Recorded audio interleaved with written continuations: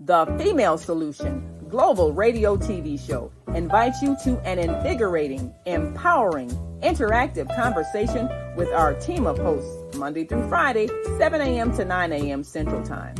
Start your week with Monday Morning Mindfulness with Zelda Speaks. Tuesdays, Gathering of the Griots with Asadah. Wednesdays, Repairing Family Relationships with Naima and co-host Kareem Hamid. Thursdays, Veggie Brunch Live with Angela. Fridays, Health and Well-Being with Beata. Saturdays, tune in 12 noon to 2 p.m. Central Time. First Saturday, Global Talks with Zana. Second Saturday, Walk in Your Divine Authority with Mama Joy. Third Saturday, Move Around with Deborah. Fourth Saturday, be a judge on the virtual Teens, Tweens, and Tots Talent Contest. And fifth Saturday, join us on location as we conversate at the Elevate Cafe, owner Jackie Brooks. Sundays, join us 7 p.m. to 9 p.m. Central Time for Soul Purpose Healing with Beata. Go to thefemalesolution.com to join us on our video or audio live streaming platforms.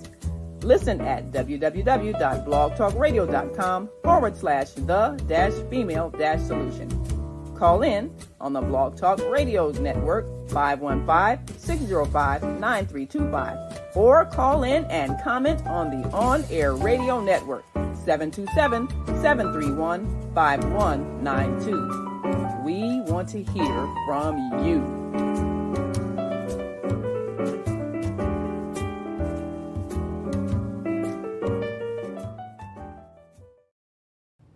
Hi, I'm Naima Latif. And if you're watching this, that means you're one of the 4.6 billion people from around the world who are using an electronic device to talk to people.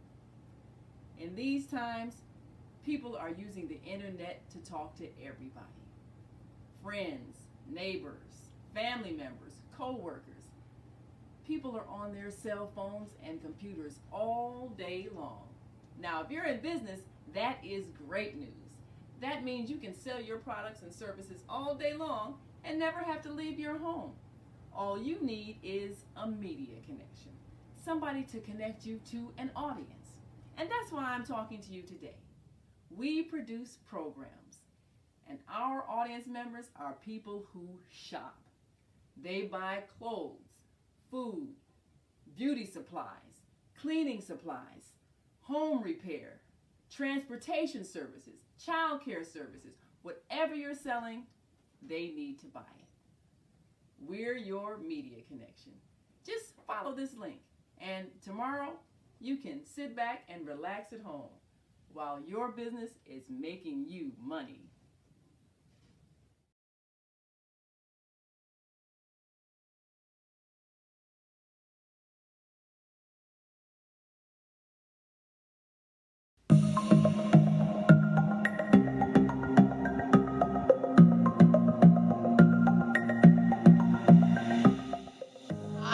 I'm Barbara. I'm Cheryl.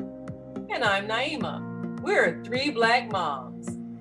And in case you didn't notice the resemblance, we're also three sisters. We're going to be coming to you every week, sharing our successes and our mistakes as we navigate our lives as moms, wives, sisters, daughters, and of course, Black women in today's world. We'll talk about it all. Race, politics, religion, economics, culture, and we'll take a look at everything from whether or not to use corporal punishment to how do you teach your children about sex. Look for our upcoming book, Growing Up Charles. It's a personal story about our lives growing up in Maple Park on Chicago's South Side. I'm Barbara. I'm Cheryl. And I'm Naima. We're three Black moms. Follow us on Facebook and subscribe to our YouTube channel, Three Black Moms.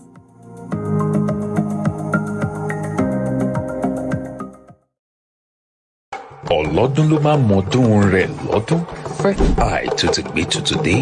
Yoruba 2024 Cultural Exchange Festival.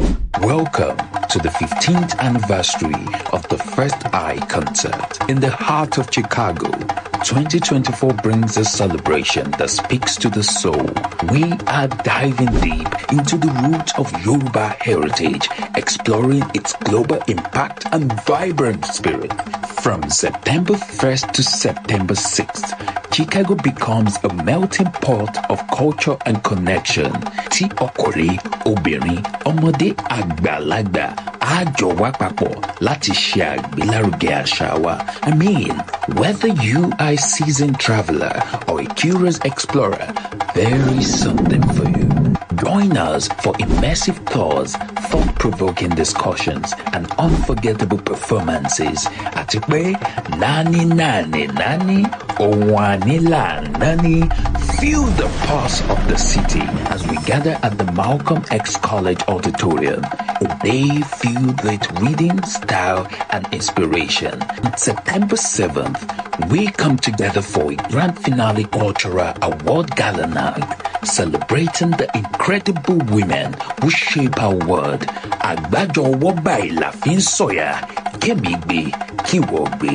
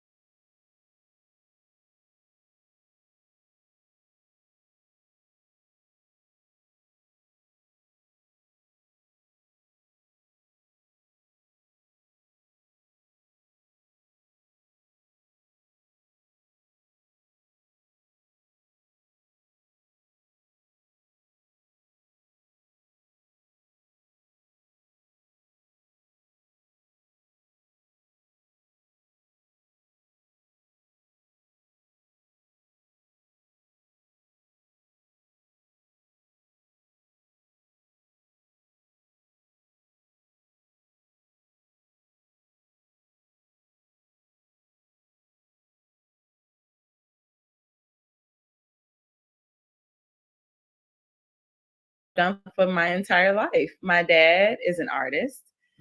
He went to the Academy of the Arts downtown, which was at the time very prestigious, very like a big deal being a Black man at this art school downtown Chicago. In fact, I believe he was one of maybe two students who were Black. And yes.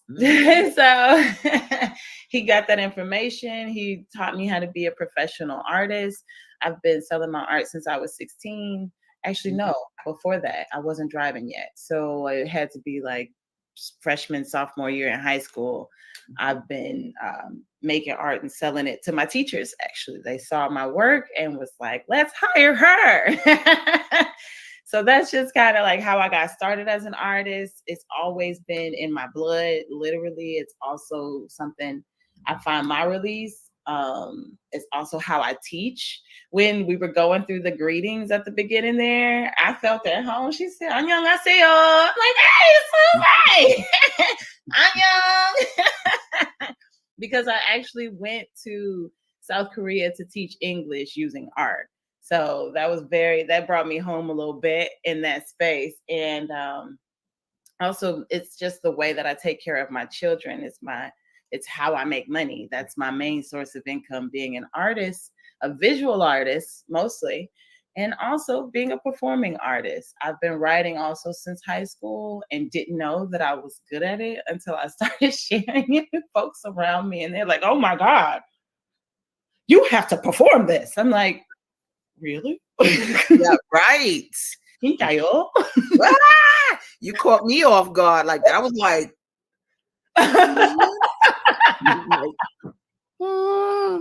oh, it was. I was like, oh, wait a minute. How did this occur? Yeah. Okay, good. Like, I'm gonna tell you something. This is just an observation about daughters that get to experience their fathers. They almost always follow what the father does. No, for real. I'm like, it's a little uncanny in a good way, because it's like you ask any successful Black girl, where do they get it from? And I've just heard it time and time again. My dad did blah, blah, blah.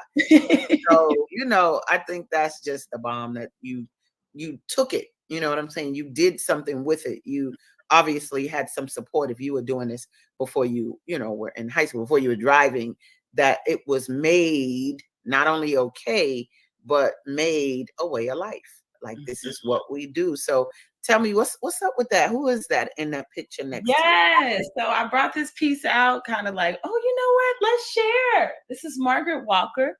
Nice. And what you can't see, or maybe you can, there's words all over, because that's actually one of her poems. And there's actually pages, like articles, like it's a lot of research that actually goes into these pieces. I call them the legacy pieces. I brought her out because she's a poet. She was a poet, and she contributed to poetry and to the world in so many ways all over the US, but she did have a little bit of an influence in Chicago as well, which was all to learn it. Like, it's interesting because I never really know about these people. And then I started reaching like, oh my God, oh my God. She has like an art center, not an art center, a research center in Birmingham. That's how I stumbled across her, because I was researching another artist in Birmingham.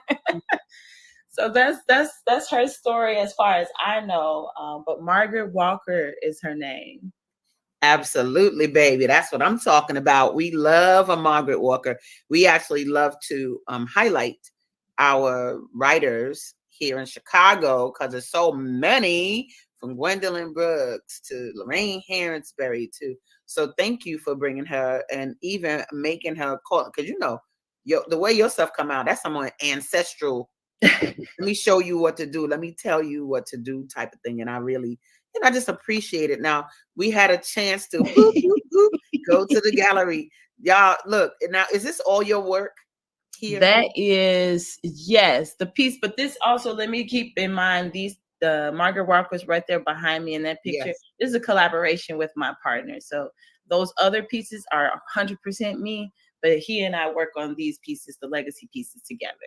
Because what are they, multimedia or something? They It sound is. He's an abstract artist, so he helps like me to see things a little differently. And then I'm a portraiture artist, so he's seeing things a little different too. Wow, that's dope, because having to work with somebody when you know that you know what you want, and then to allow another energy to contribute, that's the bomb. That's just good. That's what you want in your life. And so tell me a little bit about this art party. What in the world is that? Where did that idea come from? Because when you brought it to me, I was like, yep, you could do it. I'm trying to remember when it started. I've done different iterations of it. There are different iterations of it, from the meditate and create to the therapeutic art. So there's different ways that it has come to fruition. But actually in that space on 79th, I want to say that was probably the first time it was a solid art party. And what that means is we get together, we party, and we make art, and we can make whatever we want. The only rules are the materials, whatever's there. So basically I pull out whatever I have available. So we'll have different stations set up. We'll have a collage station, a watercolor station, as well as a wooden craft station where you can build 3D things. And of course, with it being the book fair, we're going to be making books. Boo, boo, boo, boo, boo, boo. So look, I'm choking on my woo, woo. But here's the thing. The reason why that was so attractive to me is because there's so many ways to communicate. And the Soulful Chicago Book Fair really is beyond just tables and chairs and books. It's about, how are we flexing words? What are we doing right now? Like, are we writing books? Are we composing songs?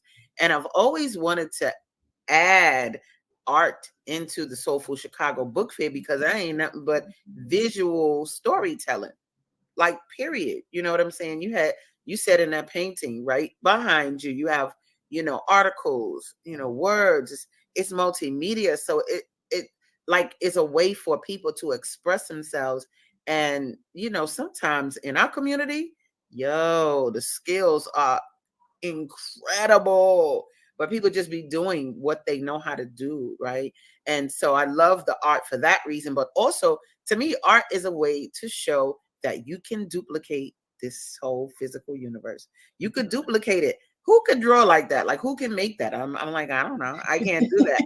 So, I mean, artists, it's so funny. In Scientology, L. Ron Hubbard says something about you can tell sort of the emotional tone of an environment based on how many artists it has, because you guys as artists create, constantly reinventing. And so the fact that you could bring that to the book fair and that people will be experiencing that at the book fair, I'm so excited about that. Yes. Yeah, because that so it's going to give them an opportunity to express themselves in a way through, proper instruction.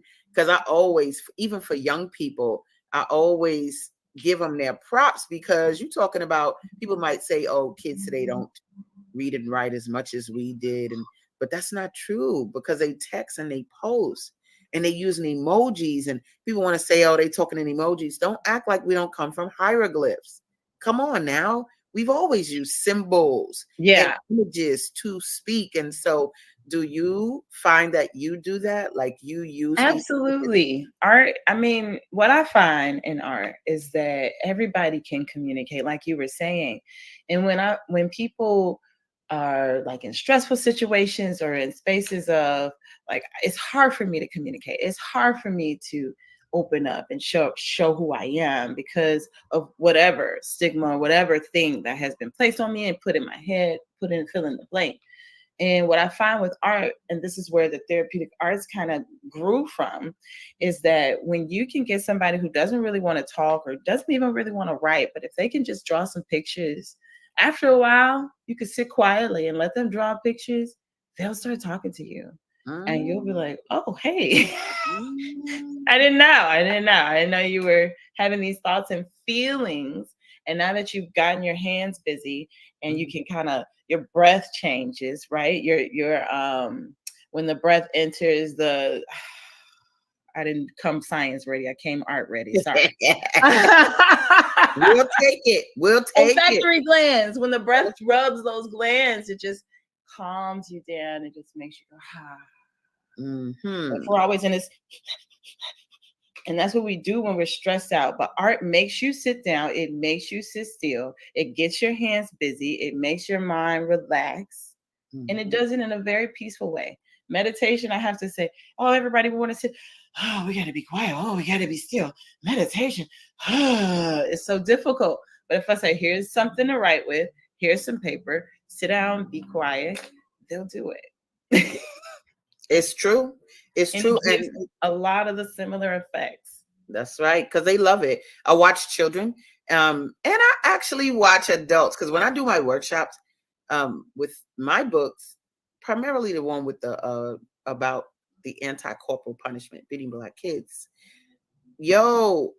I have those adults, they have to illustrate the particular thing. We're not going to sit and talk about it and be intellectual and all that. We're not doing that boringness. But I pass that paper out, and when I pass those crayons and markers out to the adults, at first they be like a little bit like, I don't know how to draw. And I'd be like, you're going to do it today, though. You're going to do it this day, and give them the assignment. And you kind of watch them get in it, feel it, do it. So I love that you're bringing that to the table. It's going to be an art party, y'all. That energy. So when you come in there, yes, you're going to be vibing with books, but then you're going to see this whole space of where you can create. Your children can create. Your grandchildren can create. And that's throughout the whole day. We start at 10. So if you come in at 10, should we set up?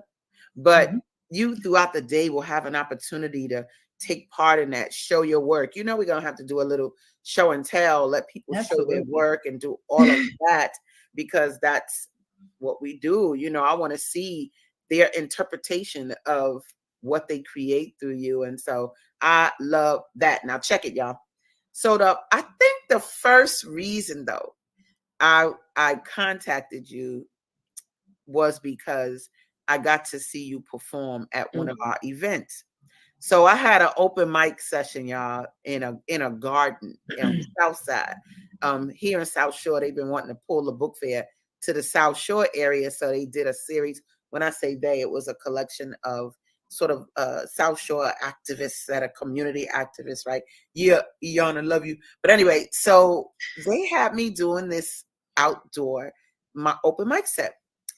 So cuckoo mucka lucka lucka, here come Dion, right? Yo, I was like, what's happening right now? And she was so good. I was like, she has to perform for the book fair, like as a performer. And so that's where this idea of the art party kind of extended from. But I want you to just share a little bit with the audience of your skills. Okay. She will be performing, y'all. Don't play. She's on the bill for both. I'm just giving y'all a taste today, just for that very reasons, because y'all have to come on Saturday. Yes. Y'all don't get to hear the whole of nothing. You have to be there Saturday if you want to hear the whole of something. The whole of something. All right, let me give you stage right now. Hold on, I'm giving you full stage.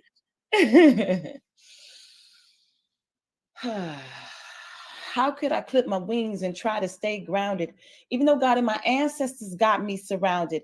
How could I not set free the caged bird that loves to sing when I've been blessed with love and family and everything?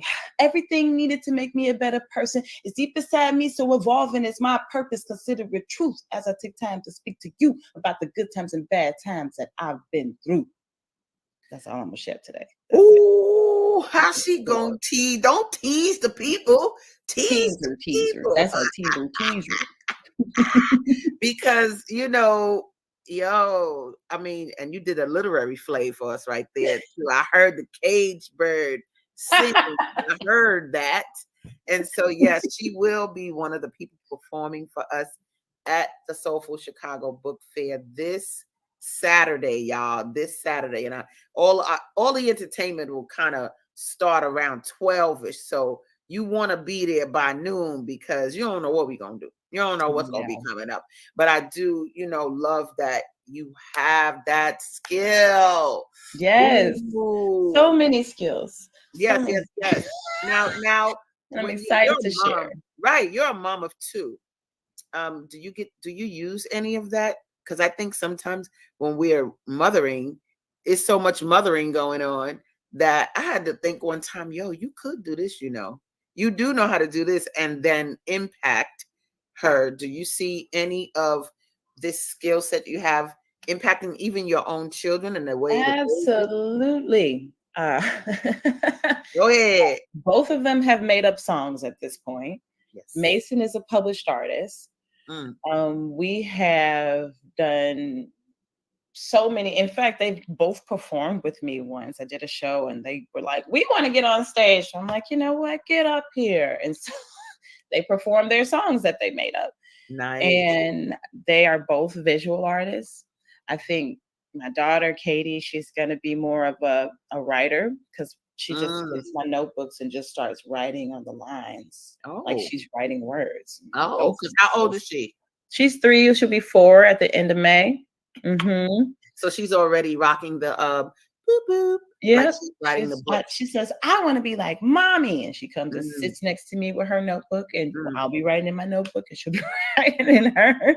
I'm talking about. And my son, same thing. I think he's leaning more towards the science side of things because when I was pregnant with him, I was in school to be a science teacher. And when he was born, we were really, really focused on our science and our readings and our all types of things. So it's gotten to the point where he's looking at his ABCs. I so happen to have the book here. His ABCs of science.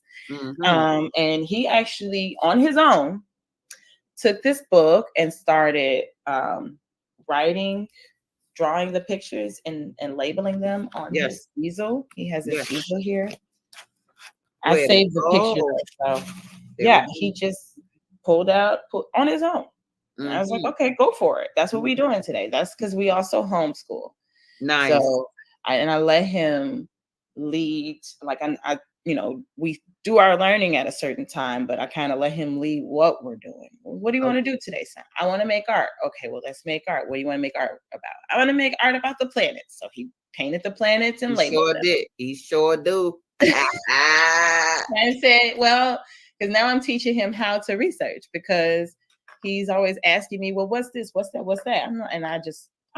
I have no idea. And some of it I really don't know. He knows about planets and comets and stars I've never heard of. Okay. And at first I didn't believe him. And so I started looking it up and I was like, oh my God, this is real. So now I've taught him like how to research stuff he doesn't know. Well, how do I spell Mercury? Well, ask Siri, go press the button. Siri, how do you spell Mercury? So he asked Siri how to spell all the planets and wrote them and labeled them. Nice. And I'm like, all right. I think we're on to something here. We're on to something. And the reason I bring this up is because you all that are watching that have children, that have grandchildren, this is the type of teacher you're going to have that day. This is the type of impact that can be made on your children.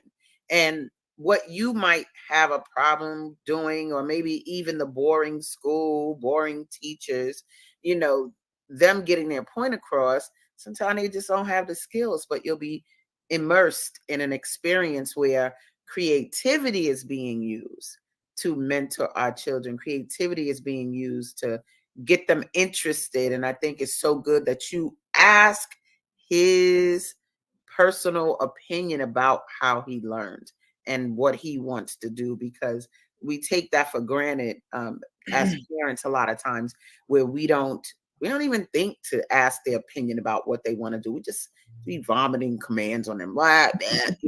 Instead of, that's why the teacher sound like that on Charlie Brown. That's why she sound right. Because we're boring. But the fact that you're bringing a way of expression to the table, that you'll be able to get your children involved. You can get involved. Will the adults feel like they can create with you on Saturday? So that is the beautiful thing about the art party. With all the different stations, there's various levels. Anybody can make. Everybody, like the last time I did something similar, I had 4 different activities, and one young lady said, oh, I can't paint. I don't want to make collages, but I can draw lines. So one of the activities was just practicing using your breath and drawing lines. And she was like, I can do that. We have multiple entry points for multiple levels of creating and interest. So if you want to be hands-on, that's all you gotta want is to be hands-on. I want to be hands-on today.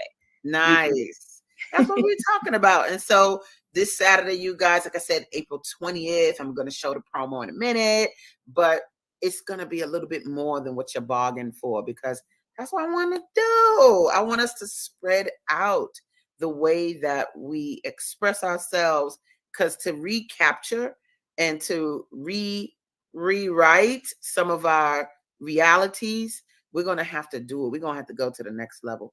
Beyond just writing it in a book, beyond in a poem, we're going to have to get into art. Because if you look, this when I'm doing my workshops, right?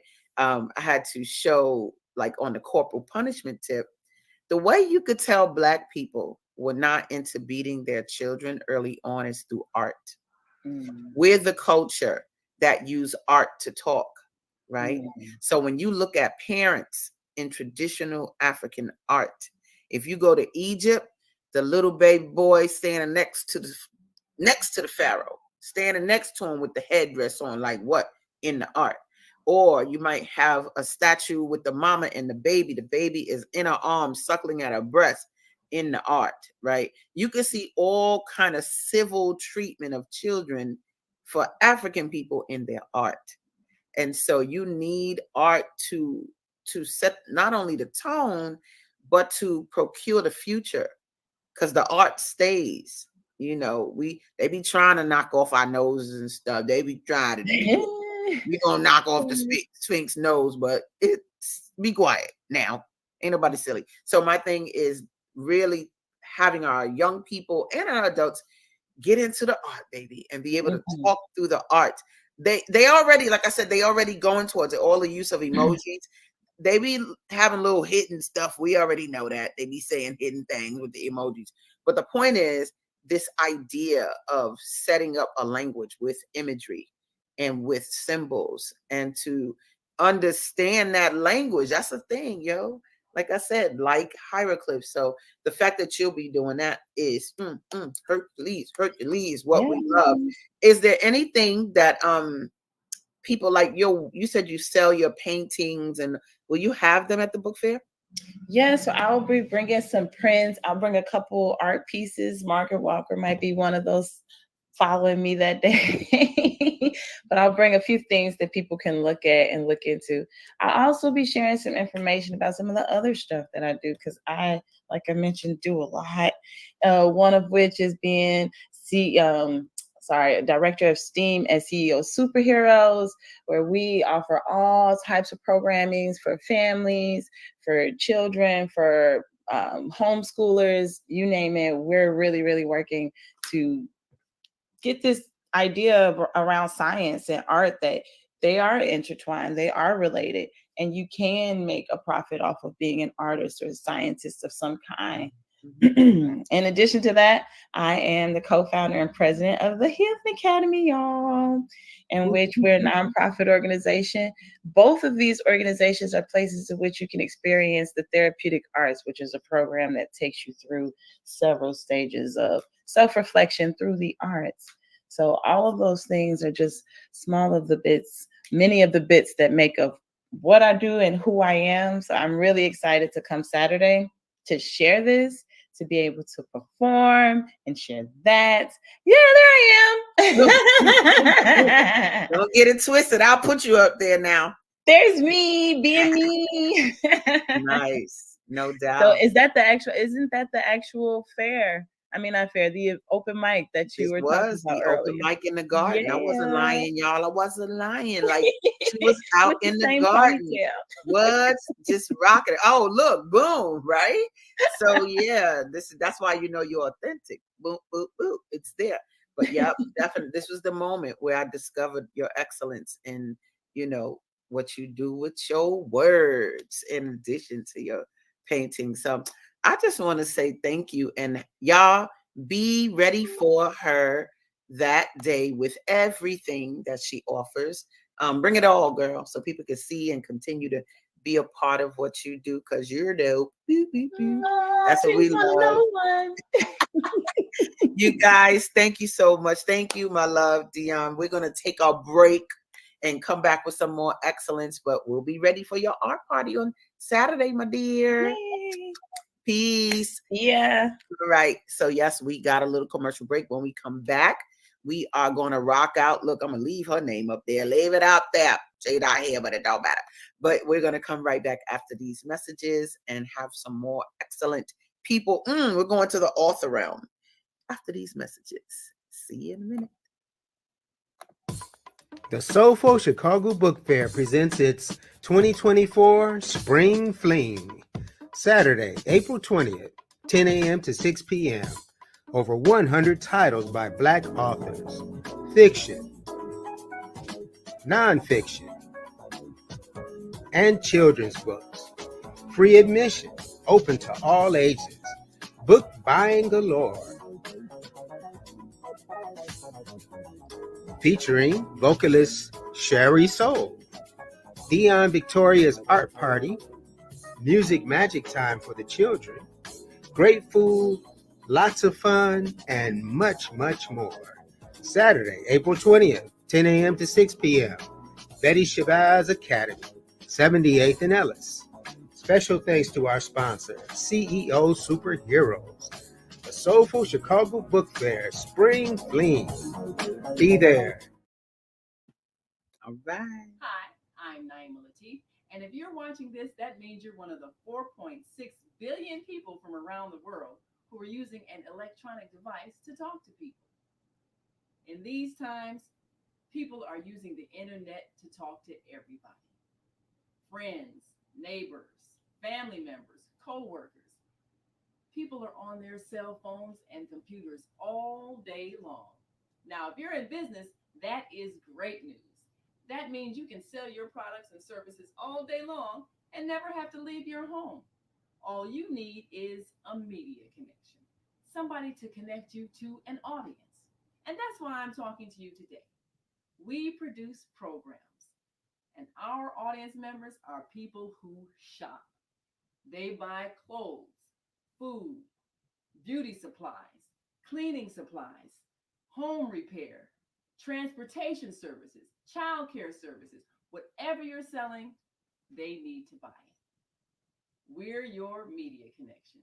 Just follow this link, and tomorrow you can sit back and relax at home while your business is making you money. That's right. Let your business make you money. You can actually advertise here on the Female Solution. You can have your commercial shown during my show or any show during the week, because the Female Solution has a show every day of the week. And during it, you can promote your book, promote your business, all that good stuff. Just let me know, and I'll hook you up. Now, I'm about to bring to the screen a brother who wrote a book. A sister introduced me to him and said, I guess he had a book. She was like, you need to connect with Asadah. Yo, the connection has been absolutely dope. And it's what I've been needing in my universe, a lawyer to come to the table, right? Because as you grow, you're going to need that legal handle. But he wrote a book. What are we doing? The brother wrote a book. You didn't know that they had that side, right? You think legal, you think maybe stern. Look, this is not how you be, brother. But they think stern, but this brother got heart and put it in the book. I'm about to bring to the table none other than a brother, Minotti Jenkins. How are you, brother? Hi, Asadah. How are you? I'm loving life. Just waiting for you to come aboard and tell us a little bit about your world. So thank you for being here big time, taking your time to, come together with us. Now, let me say this for you guys that are watching. If you want to call in and speak to anybody on the show or comment, the number is going across the screen. That's 727-731-5192. So, so brother, talk to us a little bit about your book. Why in the world, or what made you think about writing the book you wrote? It's called Race, Lust, and Justice, y'all. Give it to Thank us. you, Asadah. Hopefully my image isn't a little dark here. That's that window. Remember I told you about that window? Yeah, you did, and I have the blinds down, but you got a lot of sunshine, but you look good right now. Let's do it. Unfortunately, that's where I have my desk set up. But yep. Thank you so much, Asadah. And by the way, you're excellent at this. You're like, Oprah can learn some things from you. She's an Aquarian too. Look, she an Aquarian just like us. That's right. Exactly. So race, lust, and justice. So Asadah, back in like 2009, I was in my apartment in downtown Chicago. And I've always been an avid reader. But since I started practicing law in about 1996, I discovered a genre called legal novels. People probably heard of John Grisham, Scott Turow, some of these other people. So I would be an avid reader of these legal novels. And one day I had what some would call an epiphany. And I said to myself, I could do this. And whatever I was reading, I just put it down, opened up my laptop, and just started typing. Now that was 2009. I put the book down multiple times, which, as I'm sure you know, Asadah, that's one of the things that authors will tell you not to do. They tell you to keep writing every day. If you put it down, you probably won't pick it up for a long period of time. And that's what I did. I had fits and starts over several years, and I finally finished it in October 2022. And it's, again, a legal novel, meaning that there's a core legal issue or issues involved, but at the same time, there's drama, lust. There's excellence in the legal field that I try to present to people in a way that people can understand. And, I think it's a great story. And what I've decided to do is I'm going to write a series of novels similar to my favorite writer, Walter Mosley, in which I have the same protagonist character who is an attorney. His name is Leonard J. Morris, and he will have different types of cases that he deals with, mainly criminal cases. And generally speaking, I like to have a surprise ending. So I think my book has done well so far. The people who've had a chance to read it have all loved it. I think I've gotten all 5 stars on Amazon, and hopefully that will continue. Now, let me tell y'all something. What I love, and I'm gonna have you tell it. So you're gonna say what kind of lawyer you are, but then you had to become a different type of attorney to write this book, correct? Like you had to research and change sort of who you were as an attorney to even do the book. Talk a little bit about that. You're absolutely right, Asadah. I do mainly commercial and civil law. So I'm a business lawyer. But I know that, at least I think that generally speaking, people aren't excited about business issues such that they will sit down and read a novel for over some period of time. So I made sure that this novel was about a criminal issue, which I think really attracts people's attentions. So what I had to do is I had to do my own research on what criminal lawyers do, the criminal laws in the state of Illinois, because the book is based in Chicago. The setting is in Chicago. And I got up to speed on everything. I also had consultation with good friends who were criminal lawyers if I ever had any questions about anything.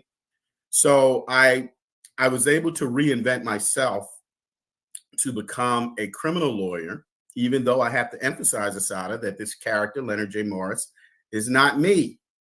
I've had to say that to many people, including my mother. When my mother was reading the book, she would say to me, "Now, remember when you did this or you did that?" I said, "Mom, this character is not me." But as people pointed out, it's in my voice. Mm-hmm. I speak through the first person, and people who know me, they read it and they say, "That sounds like Minotti." But as I said to my mother, "Mom, as you get more into this book, you see that this guy is not me. He's not me. He doesn't have my experiences." But so going back to your point, yes, I had to learn the criminal law in order to express it and convey it to my readers. And I think I was able to accomplish that. Absolutely. Look, I'm reading it myself now. I'll be on the bus getting it under my belt. Oh, I'm happy about that. Yeah, no doubt about it. So now you, as we see in this image, gotta show it. How in the world How you get Felicia Rashad getting that book? Wait a minute, where was that? That was actually at Howard. At Howard University. I don't know if you recall, she up to recently was the dean of the School of Fine Arts, which is now in the Chadwick A. Boseman School of Fine Arts. Okay. And the person on that picture with her is my brother, who's always been, number one, my hero, number two, one of my greatest supporters. He's an architect and artist. And actually, he was the designer of the cover.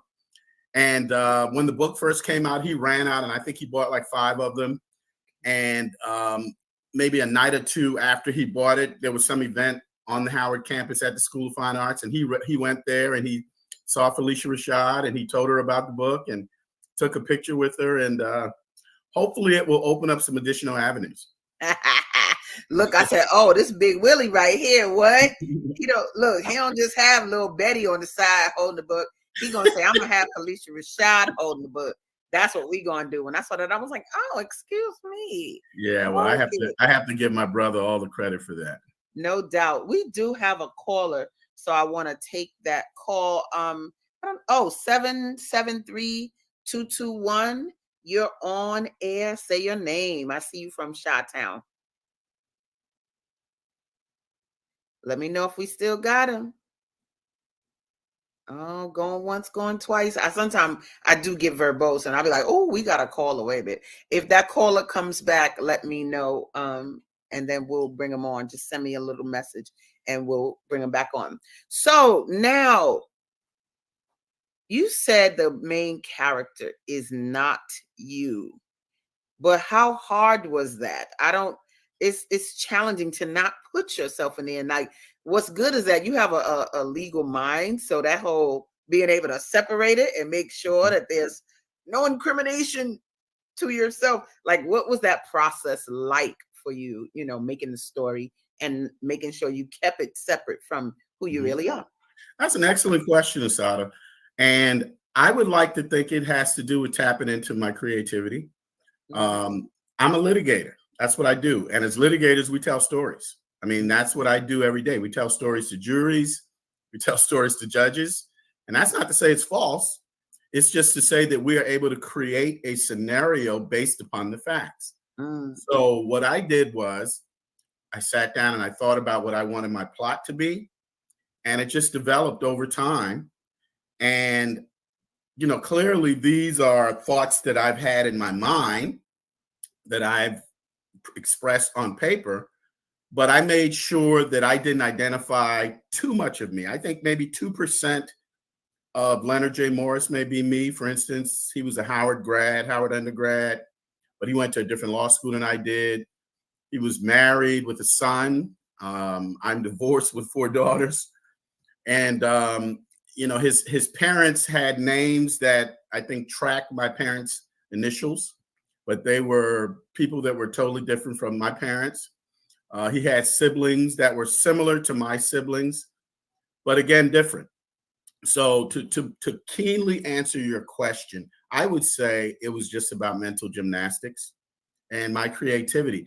And ironically, one of the things I'm a little taken aback by, I don't want to say offended, but a little taken aback by is when someone says, that's you. And I say, no, it's not me. And when you say that, you take away from my imagination, my creativity. You act as if I can only write about something that I personally experienced. And I can tell you 98%, 95 to 98% of that is just not my life. So it's my imagination, my creativity. I love that you can have that. Like I said, like I could tell he an attorney. Do you hear how he talking? You hear how he's even addressing me? He's like, that's a good question, Asadah. Remember, I said, oh, this boy, if he was in the courtroom with me, I'd be like, yes, Hercules. Now, what? I've got a fun side too, though. I've got a fun side too. My friends and family and my daughters will tell you, I mean, I've got this side of me that's so crazy. My daughters, they range from age 37 down to 22. Wow. But as they were growing up in particular, I was their personal clown. Trying to make jokes about everything. And even now with the internet, I'm sending them stuff and I'm like, look at this. This is funny. Sometimes they think it's funny. Sometimes they don't think it's funny. True. But that's that side of me. Maybe it's an Aquarian thing. I don't know. You already know. Don't have me do a whole Aquarian show. I'll do an Aquarian show up here. Oh, you Aquarians up there. But yes, indeed, I love that you have that, because I'm going to tell you, as an attorney, for me, it makes you more palpable. Like, I feel like I can trust you differently because, you know, artists are who we are. We have this creative piece that I think maybe it's a consideration we have, that it's not taken, I don't know, seriously, right? I think I had a consultant that she wasn't used to all this, you know, hair wraps and locks and all that. And I believe she treated me a certain way because there was the assumption that I didn't have that sort of straight laced do business reality. But what I like about who you are is, yep, you can infuse creativity with what you're doing with your legal work, which I do want to talk about a little bit, because see, when y'all read the book, there's an expertise in it. That's the thing about it. You know, actors have to research to really embody the character. Nah, he is that, not the character, but he's the legal specialist that can really put the details of that in the writing and in the excitement. So just really quick, tell people what you do though. Like, what issues do you handle as a lawyer? Because I know people are like, oh, I need him. Please, I need him. Go ahead. Tell them what you do. One of my specialties is an area called intellectual property. What that is that deals with the legal principles behind certain creative avenues, copyrights, trademarks, a little bit of patents, something called rights to publicity. You probably heard more about that recently with the NIL deals that the athletes are doing in college now, wherein people have a right to commercialize their own image. So I do those types of things as well. I also represent mainly small businesses and all sorts of matters that they deal with, general counsel work, whether that be contracts, some real estate issues, mergers and acquisitions, things of that nature. So I do what's called the transactional side, but my main area is litigation. I take things to court, and there's normally a discussion or a dispute over money. So that's largely what I do is commercial and civil litigation, which is also just conflicts over various issues in which the centerpiece is not necessarily money, but some other issues. I don't do family law at all. It's just so personal. I don't like getting into divorce stuff. And I actually don't do criminal law, which I find to be very personal as well. But my writing is all about criminal law. Look, check this out, y'all. Not only, you know, and it's so funny because I'm actually building this brother's websites. Boo, boo, boo, boo. So they'll be ready to go for the Soulful Chicago Book Fair. But I do love one of your quotes here, people that left testimonies. They said, Race, Lust, and Justice is a page-turning legal thriller that hits on all three words in the title. The author does a great job of building the characters and captures what happens when you mix race and the legal system. Leaves me waiting for more, and I can't wait for the next novel from this great legal mind. Ooh. Now let me say this, because I saw this on your Facebook page. I think is this the comment that the husband was like, "Wait a minute, I said that," but yes. He was yes, like, it is. It is. So funny. So yeah, what was the deal with that? What did he say? I think he said that he used his wife's Amazon account. Okay. And because he used her account, her name came up. But he's a brother who's been in touch with me ever since the book came out. He immediately got it and he read it and he's just loved it ever since. So I've told him I'm actually working on another one now. Nice. And very early in the process, but I'm not going to put it down like I did last time. And I'm hoping to finish it by the end of the year. That's what we're talking about. And see, people don't really understand the power of books. This is a way, like, you've made me more interested in just looking at the legal aspects of just life, our lives, you know. And then all the time you hear people talk about the necessity, you gotta have a lot of, but it's like, I don't want to look at that. I don't want to look at the legal part. I want to just put this music up here, and I don't want you telling me what to do right now. But, you know, your ability to really be able to sift through that. I've been able to refer this brother. People come to me with legal issues. I'll be like, hold on, what you need? Hold on, I got a brother. Let me show you. Boop, send him over there. And I mean, trade marks. It's all and we need that. Like as artists, we need your type of legal assist. I'm just happy that you exist for us to help guide us in that. You did a book and you created it, but it's like the gateway for us to really come into your world and really see how what you do, how you think. And so what do you want for the future of the book?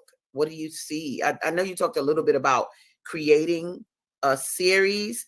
What kind of impact do you want Race Less Justice to have first? I actually would like to see this book on the big screen.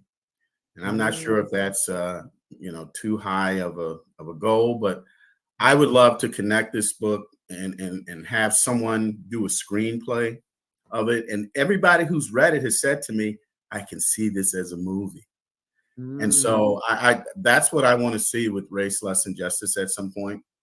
And I'm sure it would have to cut a lot of things, as you know, whenever you read a book and then you see the movie, you say, well, the book had this, but the movie didn't. There's usually a lot of details in the book that won't be expressed in the movie. But I want to see the core themes expressed in a motion picture. Yo, that's what I love. That right there. I actually went to school for television and film. And in my own mind, there are stories and writing, but like, yes, the need to put it on a screen. Hercules. Like, I think that is the vibe. You talking about silver screen? You want a series? What you want? Yeah, I mean, probably silver screen. I think that I don't really see a series necessarily, but at least one big movie, hopefully, and hopefully that some of my others will do the same thing. As with John Grisham, I love a lot of one of the John Grisham movies is one of my favorites. I think it's the one called The Rainmaker. Okay. I don't know if you remember that one, but that's one of my favorite movies. And so I would like for this book or some of my future books to get that same type of play. What I'm curious because I feel like I saw this word more than once in your reviews. What's the thriller part of this? Without telling us the story, what is the thriller part of your book? Well, why don't I say this? And I don't want to give it away. Right. I think as one of the persons who endorsed the book said, it made the main character realize that everybody is not who they appear to be. And so, that's there's an intercourse between the main character and his law partner, who he's representing. The main character is representing his Caucasian law partner at a big firm, and they became friends. But at the same time, he was representing him. His Caucasian law partner was accused of killing his mistress, who just happened to be a Black woman, who was from the protagonist attorney's neighborhood and went to his church. So, of course, the community is incensed by the fact that he's representing this white guy who, it appears, killed this woman. And he's representing him, and his whole thing is, well, everybody deserves good representation. It's constitutional. What have you? And the community is like, whatever. This guy killed this young Black woman, and you're out there trying to get him off.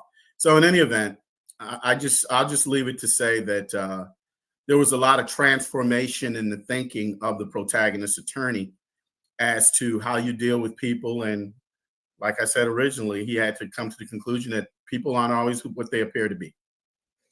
Now, look at the sun coming through my window. Why don't you stop doing that? Golly, living by the lake. So, question: where you come from and how you find Asadah in the Soulful Chicago Book Fair? What in the world? How did that happen? Well, I'm originally from South Carolina, Johns Island, South Carolina, which is right outside of Charleston. It's in the Charleston County area, and went to Howard University in Washington, D.C. I ended up in the Midwest through Indianapolis and then ultimately to Chicago. And right now I'm back on the East Coast, but I still have my main law office in Chicago. So I'm always in Chicago very often. And I met Asadah through a client, through a wonderful client who I did some trademark work for. And I know she's an author as well, a children's author, Penny. And we reconnected, and I said to Penny, Penny, I'm looking for somebody to help promote my book and also to promote my law practice. And she said, well, I got a sister named Asadah who founded the book fair that I told you all about, and the rest was history. And I just thank God and the universe for connecting us. I mean, it was just a perfect connection. We get along great. And the work that you've been doing has just been spectacular. So I really appreciate you. Thank you. It is a very auspicious union Yes. because, you know, expertise. I love competence. I just love competence. I loathe incompetence. And the thing is, when you can connect people where you don't have to babysit them, those decisions just start popping and Yes. everything just starts flowing. And the next thing you know, you have what you expected and more. You got more than what you expected. And so what I love, and I'm gonna see if we can see this again, because when y'all see him at the book fair, wait a minute now. When y'all see him at the book fair, look at this on the side. You see that to the right? You're gonna see that big banner. I know my logo's in the way, but we go all right, you'll see it. But just the fact that you're gonna be promoting the book, but then your legal services on top of that. Oh, they better be ready. And I just loved that you are doing that. And so, hey, I want to say thanks, man, for being here and for being ready, taking a leap of faith, with us, because, who is Asadah? Who, I don't know, but I'm glad that, you're in line and ready to roll. And you guys, when you get there, come and meet Manati L. Jenkins.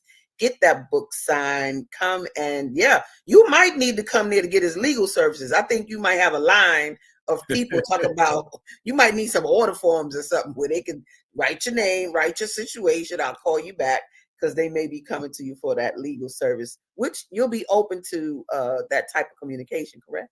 Absolutely. And like one of the rappers says, Asadah, I can't remember his name. I'm not turning down anything but my collar. Ow! Ew! Let it be known. You already know. Man, thank you so much for being here today, because this is what it's about. It's about reaching your dreams and not being stuck in a box. Just thinking that, I could just do law and that's all I'm going to do. But to take it into the creative world, much respect to you for that courage and for making the move and doing it, because now we can digest it more easily because you're one of us. You wanted the literati. You wanted the creators, baby. So, yeah. Thank you so much. And thank you for having me. Thank you for having me. I really appreciate it. I look forward to seeing you. All day long. All day, y'all. Remember, April 20th, this Saturday, 10 a.m. to 6 p.m. You're going to meet these great people and be able to thrive because of it. So we're going to take a commercial break. And when we come back, be ready for some more excellence. We'll be back in just a minute after these messages. Peace. The Soulful Chicago Book Fair presents its 2024 Spring Fling. Saturday, April 20th, 10 a.m. to 6 p.m. Over 100 titles by Black authors. Fiction, nonfiction, and children's books. Free admission, open to all ages. Book buying galore. Featuring vocalist Sherry Soul, Dion Victoria's art party, music magic time for the children, great food, lots of fun, and much, much more. Saturday, April 20th, 10 a.m. to 6 p.m. Betty Shabazz Academy, 78th and Ellis. Special thanks to our sponsor, CEO Superheroes. The Soulful Chicago Book Fair Spring Fling. Be there.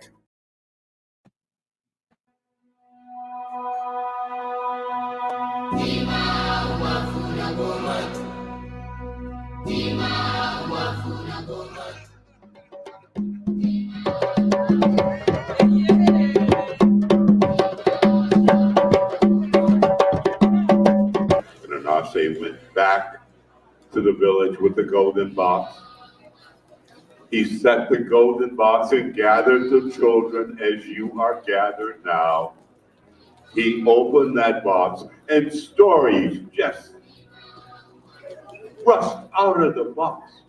This is why we are here, because of these people right here. Give it up for the young people today, baby. Give it up better than that, adults. Tell us, adults. Hi, I'm Lauren Cress Love. I'm the sister of the late Dr. Francis Cress Welsing, author of the ISIS Papers and the Cress Theory on Color Confrontation. We're Chicago natives, and to honor her legacy, I'll have her books at the Soulful Chicago Book Fair, Saturday, July 16th, 2016. Be there. Black Fairy is in this book. Young John Henry, everyone's familiar with the young John Henry, and Deadwood Dick, who's a black cowboy. So these are three plays that are in this book, which has been used by a lot of groups, universities that have produced plays for children. Hey, Black Child by Usaini Perkins. Hey, Black Child, do you know who you are?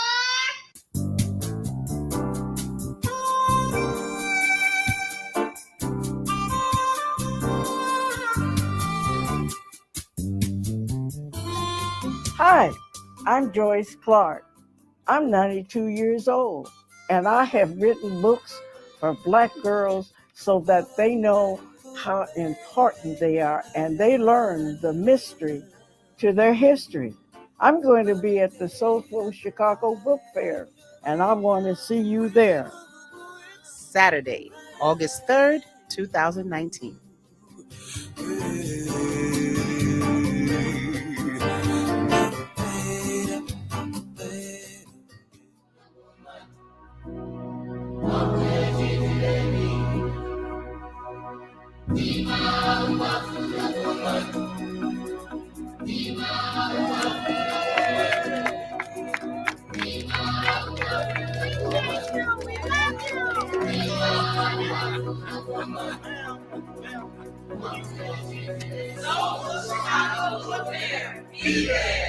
All right.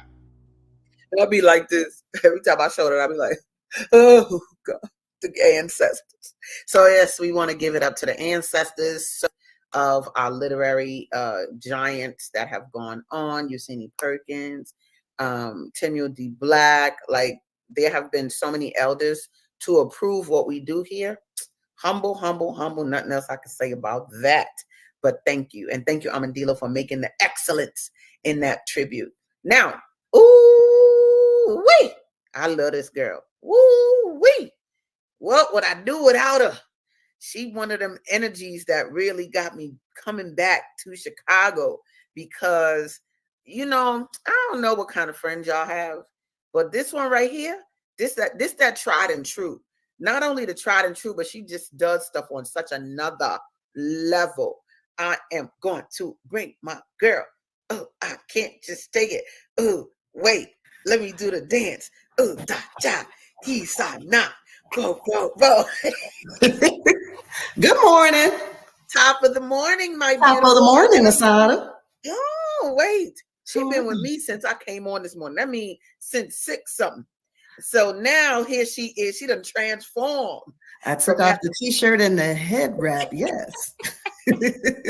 But y'all, this is Nday Walton. So much respect and thank you for being here today, because, man, you not only came when I needed you, but who you've been in this process. And you guys, when I first started the book fair, you know that song they go, which way is up? Which way is up? That was me. We had to find it. I don't know what I'm doing. Which way is up? So, you know, being able to come and you knew what you were doing. You didn't know how you were going to do it. Girl, didn't know how. Yeah. Because Saturday was the event. Friday, there wasn't no tables. There wasn't no chairs. Wasn't no tents. I was like, what we going to do? Everybody going to sit on the floor, on the ground? Lord. But anyway. But it got done. We got it done. We got it done. So I wanted you on today. First of all, thank you for being here with me, because I love when my friends are in all of my different circles. But you played a role in that first book fair. And I just kind of want to hear, you know, what was in your mind in terms of your involvement and the why. Well, my why initially was you. obviously. I mean, from we go back to college. Pat it up. We go back to college and you are infectious, right? In a good way, not the bad kind of infections, the good infections. Yes. Yes. And We're silly. Go ahead. anytime you have an idea, you make sure it comes to fruition and it's done with excellence. And it doesn't matter if this path hasn't been laid out by somebody else already. So when you wrote your own book, I'm sure a vehicle like this, your book fair would have been great for you. But guess what? Was that vehicle there? There was no bus, there was no car, there was no train, there was no vehicle there. So when you came back here and you recognized a void, and you recognized not only a void, but something that could be of service to so many authors, because there's so much brilliance in our community that doesn't get a chance to shine for lack of exposure, for lack of know-how, for lack, right? And so when you came in, you said, guess what? We're going to fix that. That's not a problem around here. We're going to have this book fair. We're going to have it on this street. I'm going to get this permit. We don't have any money, but guess what? We're going to find the money. We're going to find a way to make it happen. So initially, my involvement was just supporting my friend. In supporting my friend, I loved you of it. I love being out in the middle of the street at 2 a.m. putting up tents with people that we didn't know. It was there may have been a family member or two that didn't think it was the safest idea I think it was about 4 women in like 2, 3 o'clock in the morning trying to assemble tents On 61st Street. on 61st Street. Between Cottage and King. So yes. Look, one of the drug dealers was like, I was like, come over here, help me move this barrier. Yeah. Help me move this. And he was like, what? You want me to walk? I said, boy, come on. Come Let's on. go. Come on. Exactly. So, even just that, the fact that in the middle of the night, we're up putting up tents and the neighborhood entrepreneur was able to assist us. It was a blessed event. There were no problems, no concerns.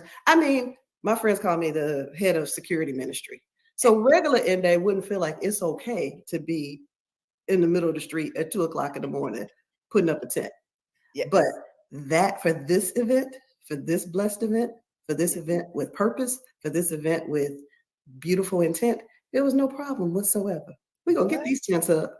What? Not only the neighborhood pharmaceutical entrepreneur assisted, but remember the young guy who was like arguing with his girlfriend or something down the street? And Asadah, you remember him? I think I remember. Go ahead, tell the story. Asadah, Asadah's like 4'12". Yes, Right? yes. Okay, yes. So she goes and approaches this man who is having this argument. No, I'm sorry, it wasn't with a girlfriend. He was arguing with another guy, but I think it was about a girl. Okay. Yeah. And she goes up to them and is like, we're not doing this. That's not what this energy is on this block at this moment. What you can do is come over here and help us put up these tents. Now, that may sound crazy to somebody from the outside, but not if you know Asadah. So now we got the neighborhood pharmaceutical entrepreneur. We have the young dude who was about to have go to fisticuffs, if you will, over some woman. Now we're all sitting there putting B into C and C into D and putting up these tents. I'm so glad you remember that story, because I'll be like, the whole experience, it just ends up being a blur of at the end, you got this good product. And I think I need to just write a book about the process. Yeah. Because this ain't no game like this. It is a big game, actually, it's huge. And people, that's right, big. People don't really people don't really understand, but you have to have people that are not only in your corner, but you have to have people, like I said, with competence that can take the scenario and make it go right, because we were out in the middle of the street. When we say in the middle of the street, we're talking about in the street where the cars go. Literal. We're sitting on the ground. I remember one of my images is of you sitting on the ground with your legs spread straight, just putting together tents like a what a Girl Scouts. Lord, looking crazy. But look, And, I that, gotta show you. and assembly is not my ministry. Putting things together, like, I didn't go to engineering school. I just didn't, because those are not things that I know how to do well. That's right. And we Neither. had no light. It was the middle of the night. So whatever street light we had, or light from a cell phone, that's what we're working with to put B in the C and B in the D. And let's be real. I mean, the budget was slim to none. So these weren't the best tents. So we're not talking about things that slide in easily. We're not talking about things that line up like the diagram says. We're jamming and hammering with shoes and all kinds of bicep strength, but it got done. When the sun came up, you couldn't say it was perfect. Baby, you better know. It looked like we hired a company, okay? That comes with the big truck and all the workers and everything. No. Yes. Four Girl, look, women, look. a questionable entrepreneur, and a youngster. And a youngster. And a Look, youngster. my girl Michelle, she said, what a beautiful story. I like the street fairs too. It's amazing to get the neighborhood pharmaceutical entrepreneurs involved. Yes, we did. Yes, we did. So, and there's a sense. I'm sorry. Go ahead, Asadah. No, you're good. Go ahead, baby. There's a sense of accomplishment and pride that we saw on those two men's faces. There was the initial kind of like, who are these women? What y'all talking about? Is this a setup? Just some weird stuff. This is not what normally happens in the middle of the street on 61st Street. Right. But after they kind of got their first tent up, it was like, okay, how I do the next one? How do I do the next one? Okay, y'all gonna be here all day? Y'all good? And then when we saw other people walking down the street, they kind of became automatic and voluntary security. They were like, y'all good? You good? And that is what, I'm sorry. I just looked at myself. My face was smaller on the first. Girl, you good. let me pull back. So when that right there, before the actual book fair even started, you saw the impact of the book fair. It was community changing. Look what Naima said based on what you just said and what she wrote. It says the story is a great example of how one person can change the energy in an entire community. Absolutely. Fantastic job. Wow. Hey, I know, right? Absolutely. And so it takes, what did I say, a pioneer, a trailblazer, a person with vision, and that's what Asadah is. And it doesn't matter what naysayers say, doesn't matter what obstacles you might come up against in terms of, just all the red tape and all the stuff that they make you go through when you're doing good. Yeah. And she climbed through that with some willing Look. Look.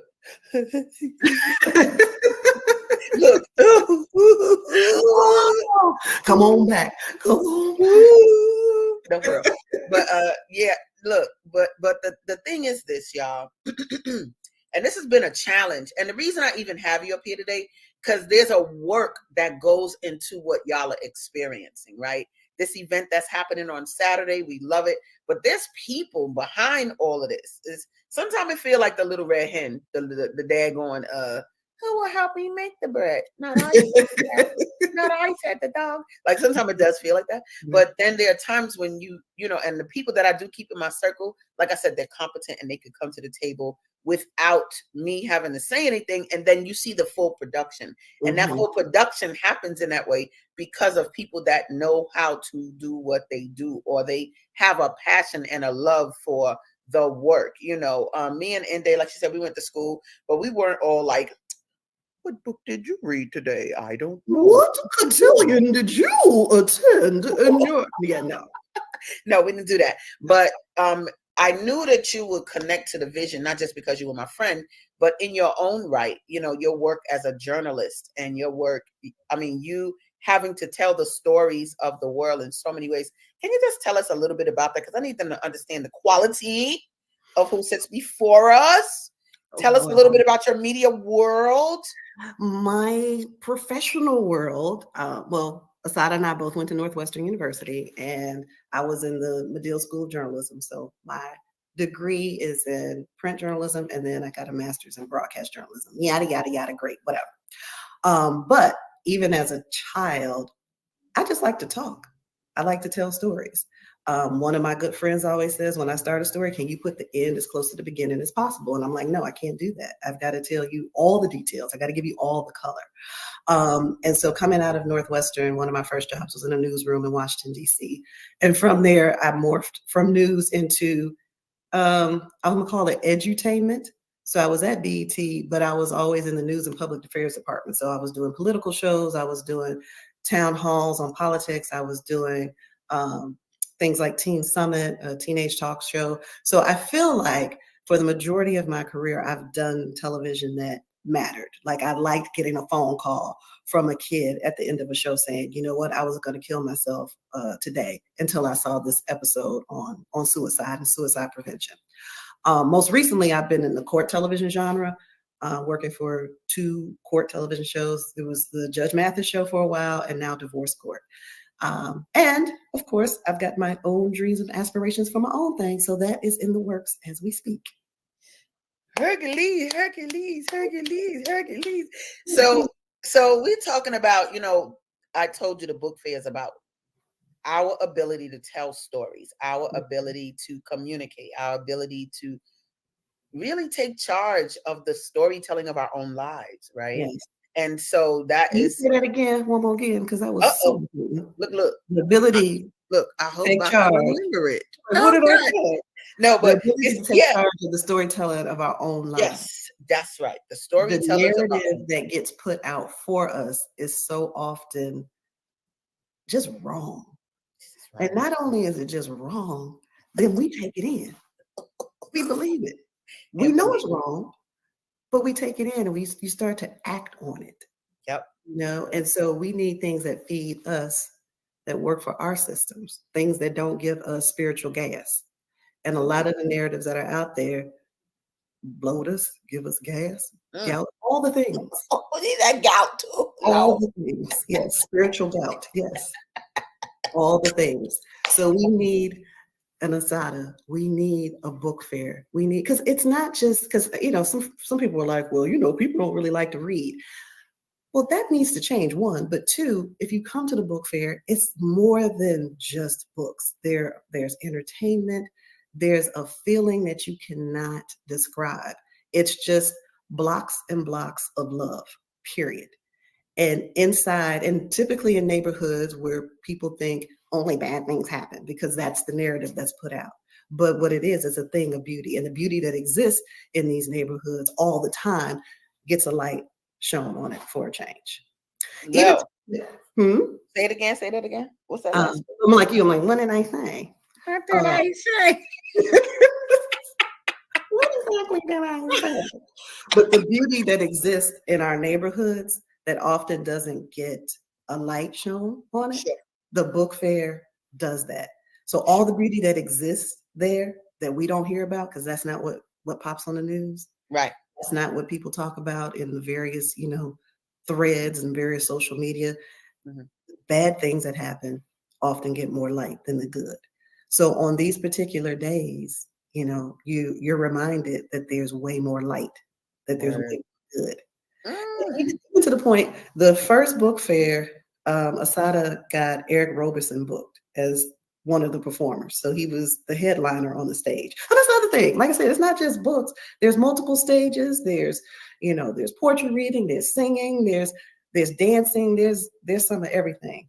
But one would think sometimes celebrities want to be treated and expect to be treated a certain way. The love, and it also speaks to who he is as a person, but I think that was the year we didn't have the porta potties. Am I correct? Look, you are correct. That might be, one of the minor things that, just didn't make it, budgets for the porta potty. And there was a cafe at the end of the block where we kind of turned that into the celebrity green room. But it was really the only place that had a restroom. So everybody was going in there to use it. They're announcing Eric Roberson on the stage.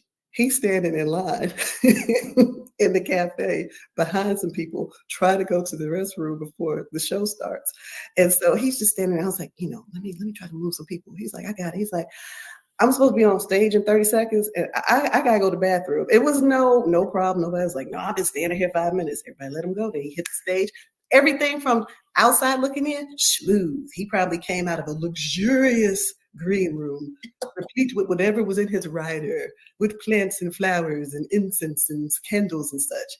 My man was in the cafe with everybody else. But it is when people recognize the mission of what they're participating in, all that other stuff, goes out the window. No doubt. And people feel the mission. That's the bottom line, y'all. People feel it. That's my intention. I know what I like, and I don't like boring. I like silliness, and I like laughter. Some sister said the other day, I was talking about my happiness, and she was like, I don't know if I'm happy all the time, but blah, blah, blah, whatever she said. And I was just kind of like, like, I can't even fathom that. And so the book fair is designed to generate that emotion, to make it so that people are coming. And let me say this about reading and books. Y'all stop believing the hype, okay? They be talking about if you want to hide something from a Black person, put it in a book. Well, how could the people that invented writing not want to read? Like, I don't understand what y'all talking about. Not to mention, you talking about the anti-literacy laws that were made specifically for Black people, not for nobody else. For you, for me, for he, right?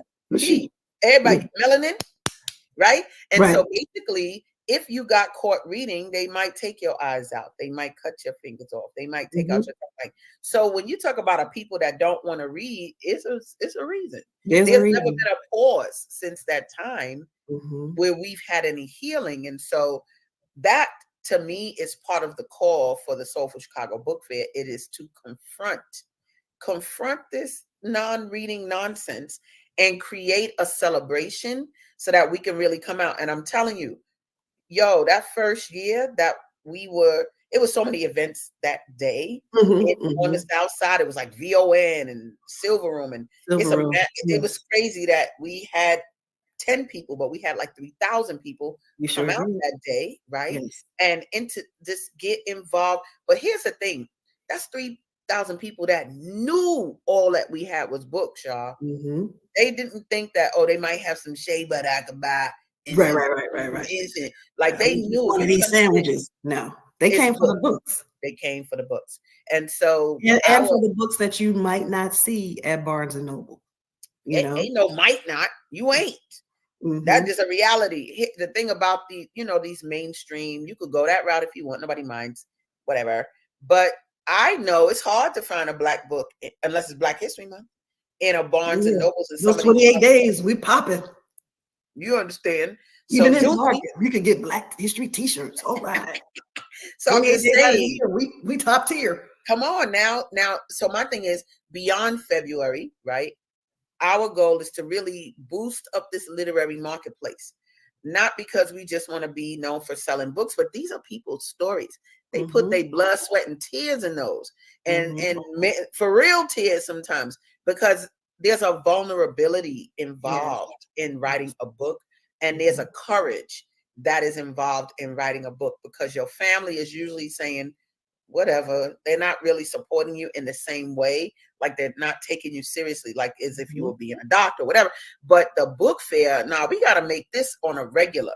Like people know I got to get me a book for my granddaughter. I got to get a book for myself, or, and we keep the normalcy of that so that we change the pace. All these brothers writing books and writing content. I mean, not writing books, all these brothers rapping, and that's content. We're not talking about all of that. That's a thing. Those can turn into books. Those are their ways of telling their stories. Absolutely. And so, I mean, that's what we're doing, like making an opportunity for that to happen. It's really going to be exciting this weekend because, sometimes I don't really know what's getting ready to happen, but I'm feeling the pulse of that.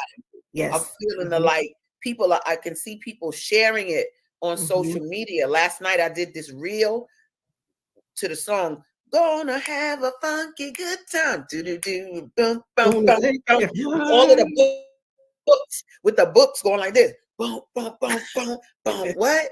It's like that. So just keeping that energy out. Keeping the energy and around books.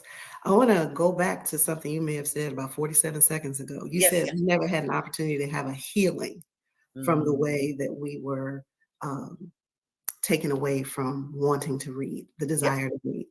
And I think that's a perfect word for the book fairs and everything that surrounds it. It's a healing. It's a healing. It's literary medicine.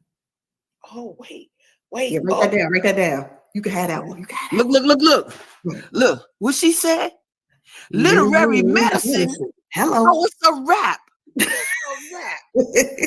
Oh no, it's a wrap today. Literary medicine. I love it. Heal I love it. our spiritual. Okay, I lost it, but start That's with okay. the literary medicine. Because I got too excited with that. Like you said, it's a healing. And that is true, y'all. Like when you said that's not my ministry, this is a literary ministry for real. Like it Doors really of the church is. are open, saints. Bottom line, and it's because when I see people in the strizzy and they out there yelling at their kids, whatever, and I'm on them and I'm giving them my book, it is my book that helps them calm. Not me saying, girl, you need to stop hitting them kids. It's my book. It's a tool. Right. You know what I'm saying? I had a dude, he was in front of my building, UPS dude, and he was coming out the back of the truck, getting whatever out or whatever. And he said, you that lady that wrote that book, Beating Black Kids? I was like, yeah. Oh, yeah. And he said, you helped me be a better father. Wow. He said my wife was pregnant at that time. And so the way that I fathered that child has a lot to do with reading that book. Hello. Tears. Wait.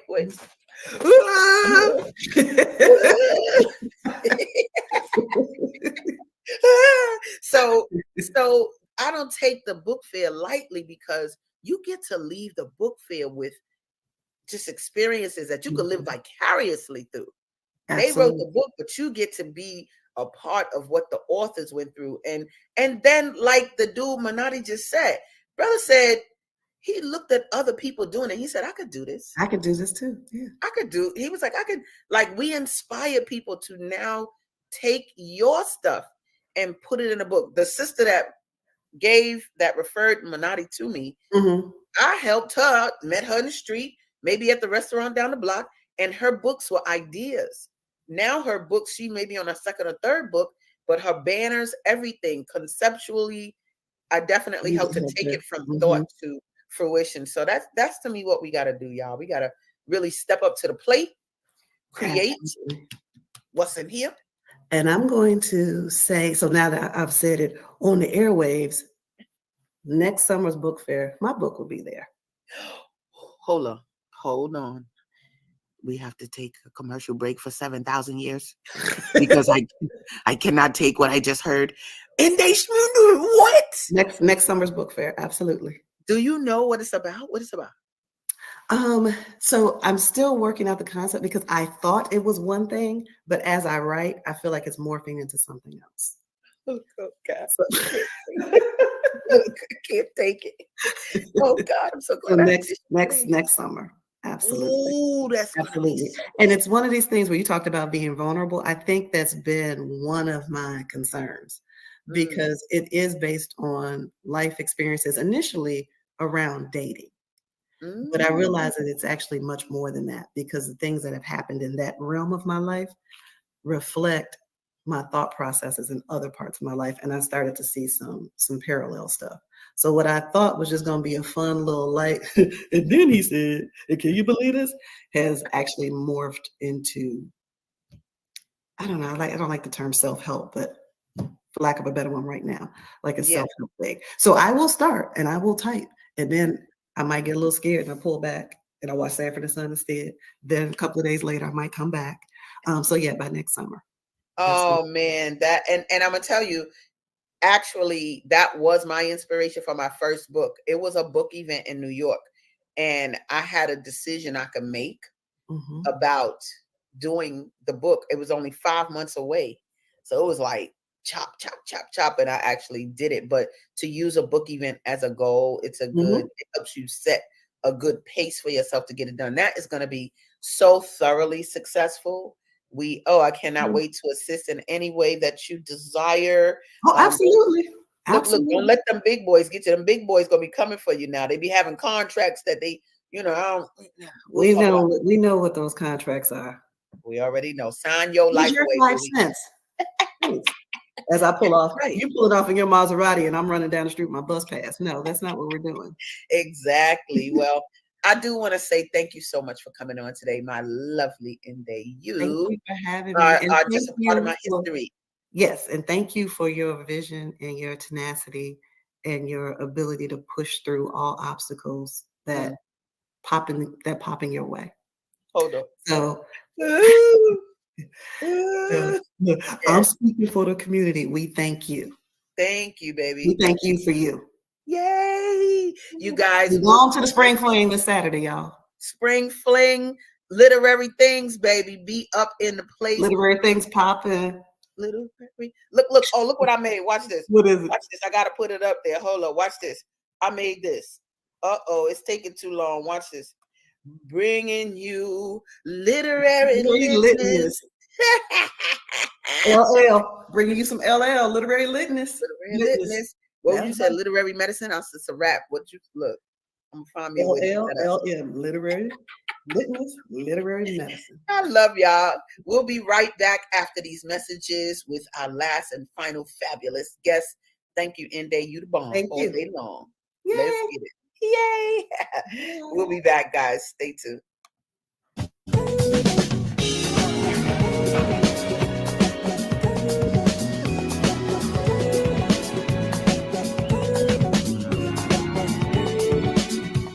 Soulful Chicago book fairs are the most exciting Black book fairs on the planet. Born in July of 2016, Soulful Chicago book fairs have both increased the literary marketplace for Black writers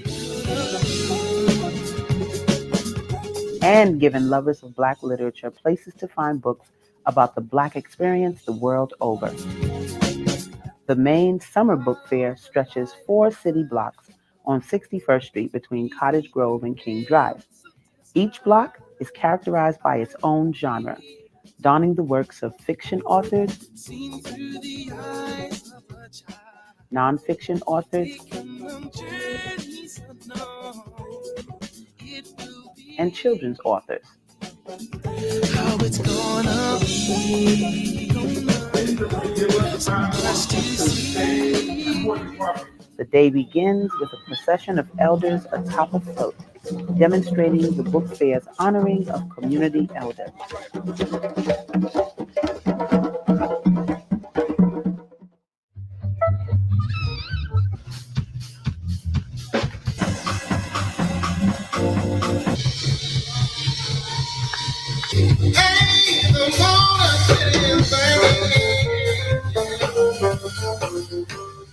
The entertainment of the Soulful Chicago Book Fair has been second to none. Audiences travel to its Grammy-level stage, which has featured musical artists such as Eric Roberson,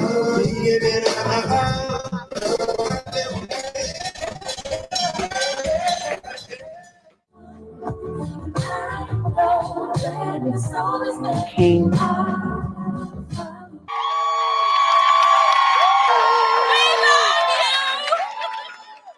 and many of Chicago's multicultural talents.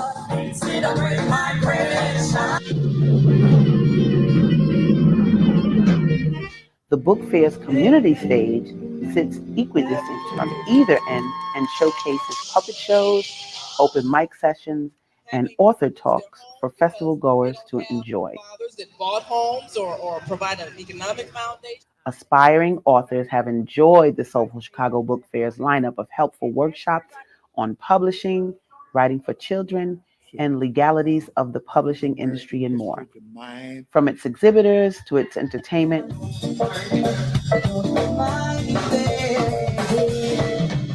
its workshops to its overall power, Soulful Chicago Book Fairs will continue to breathe literary life and prosperity into the South Side of Chicago for decades to come. How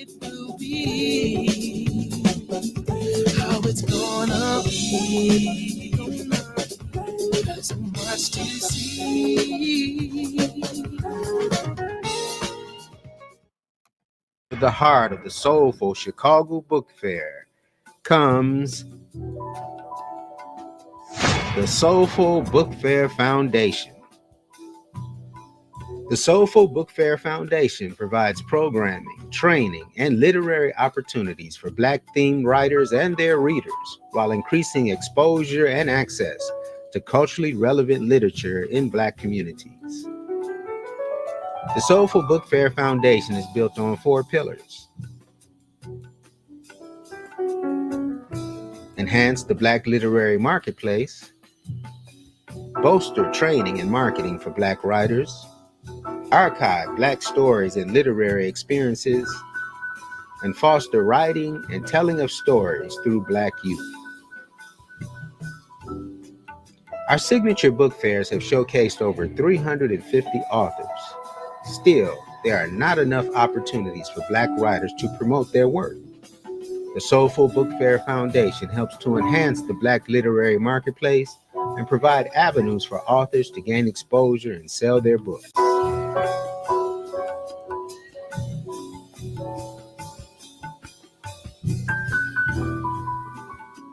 Everyone has a story to tell.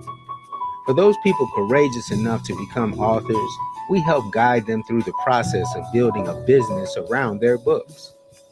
From effectively presenting at events, to maximizing social media, learning what Snapchat is, learning what Instagram is, how to use it, how to market to it. So I think that is what made me, I didn't sell out. I think I brought about 80 books and I sold like 68. So I think that was really, really good. we offer training and marketing to help Black authors so they can confidently develop fruitful literary careers.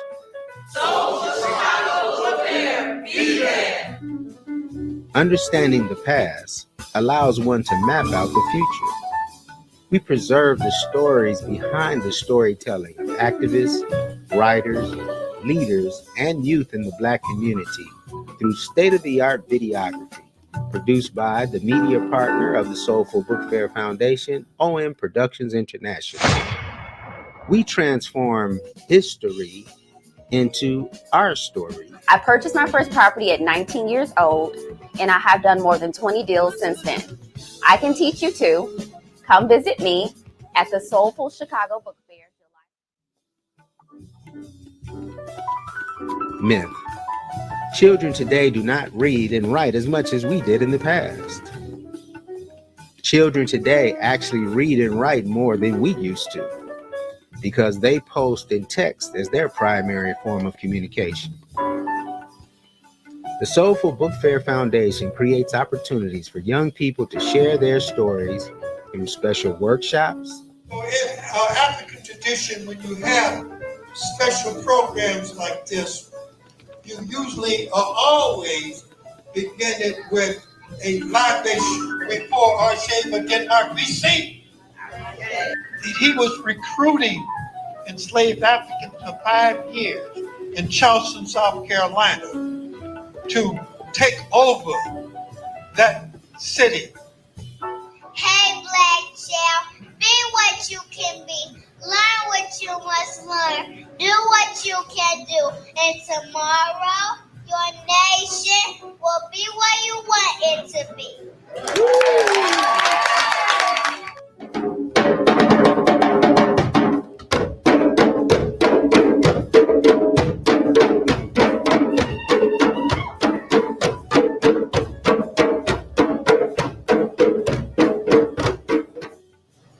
Speaking the truth, but you call me a radical. You don't want to hear it? Send yourself on a sabbatical. Look at your history. Our labor here was never contractual. The Tenure D Black Essay Contest provides opportunities for young people from grades 4 through 12 to win prizes for sharing their family histories. My great-grandmother was born July 27th of 1934 in Mississippi. She moved to Chicago in her early 20s because there was much more broad racism in the southern regions of the U.S. The Tenure D Black Essay Contest validates their young thoughts and creates a platform for their ideas to be taken seriously. We believe that our children would read more if what they read reflected more of who they are. Why not help them be the authors of their own experience? Well, I started writing things in my journal, and then I started taking writing classes, and I realized I can put the things that go on in my life into my book, so I can put them in my journal and I put them into my book. On these 4 pillars: enhancing the Black literary marketplace, bolstering training and marketing for Black writers, archiving Black stories and literary experiences, and fostering writing and the telling of stories through Black youth. The Soulful Book Fair Foundation is building a literary movement for the ages that is amplifying the voices of Black authors, poets, and even composers, and creating opportunities for them to share their unique perspectives with millions of literary fans across the city and across the world.